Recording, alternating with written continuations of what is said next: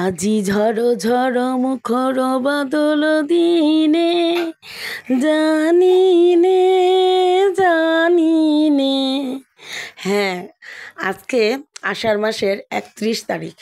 কিভাবে যে আষাঢ় মাস পুরোটা কেটে গেল মানে টেরও পাইলাম না। অবশ্য টের পাইছি, বৃষ্টি কিন্তু হয়েছে। যাই হোক, আসসালামু আলাইকুম।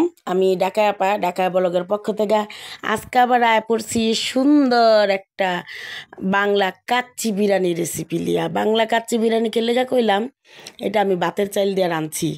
আর আমাদের শাহে বাবার পোলাওর চাল বেশি একটা খাইতে পারে না, তাই ভাতের চাল দিয়াই আজকে কাচ্চি বিরিয়ানিটা রাঁধুম। তো প্রথমে আমি ভাতের চালটা ভিজাইয়া থুইছি।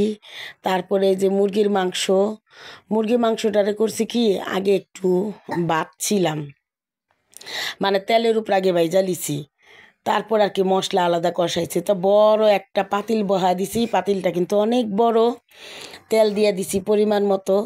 তারপরে দারচিনি, এলাচ, লবঙ্গ এগুলো সব ফোড়ন দিয়া মানে পেঁয়াজ দিয়ে দিছি।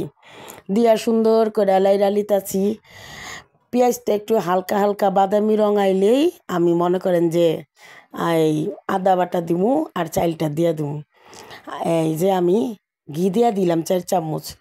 আজকে আবার একটু ঘিটা একটু বাড়ায় দিছি, আদা বাটা আগেই দিয়ে দিছি। যা হোক, আগে পরে হয়ে গেছে, কিছু করার নাই। এখন আমি এই যে চালটা দিয়া দিছি, চালটা সুন্দর করে ভাইজা লিমু। যেহেতু এটা বিরিয়ানি, চালটা একটু সুন্দর করে ভাজা ভাজা কইরা লিমু যাতে জর্জরা হয়। আর গরম পানি কইরা আগেই রাইখা দিছিলাম। এখন আবার আরেক জগ গরম পানি করলাম ইলেকট্রিক কেটলে, পরে দিয়া দিলাম। চালটা সুন্দর কইরা পানির লগে মিশাইয়া দিয়া দিলাম আর লবণ দিয়া দিলাম পরিমাণ মতো। আমি কিন্তু চামচ ব্যবহার করি না, মেজারমেন্ট চামচ যদিও আনছি, কিন্তু আমার হাতই যথেষ্ট, হাত দিয়ে দিই মশলাপাতি। তো পানিটা বলক আহনের পরে প্রায় 50% বা 60% হয়েছে, পরে মাংসটাই যে কষায় থুইছিলাম মাংসটা দিয়া দিলাম। আজকে কিন্তু আরও একটা কথা কইতে ভুলাইছি, আমি কিন্তু সয়াবুড়ি দিয়ে বিরিয়ানিটা রান্ধব মুরগির মাংসর পাশাপাশি। সয়াবুড়ি মনে হয় অনেকেই চিনেন। তো এই যে আলুটা আমি বাইজালিছিলাম ওল দিয়া লবণ দিয়া। আর সয়াবুড়ি হয়েছে ওই যে সয়াবিনের বীজ থেকে তেল বাইর করার পরে যে ইয়াগুলা থাকে, খোসাগুলা, ওইটা দিয়ে সুন্দর করে বড়ি বানায়, শুকায় রোদ্রে। তো ওইটা অনেক মজা লাগে। আমি এর আগেও একবার রাঁধছিলাম, অনেক ভালো হয়েছিল বিরিয়ানি। আবার তরকারিও রান্না খাওয়ান যায়। যা হোক, ওইটা আরেকদিন আমি শেয়ার করুম নে।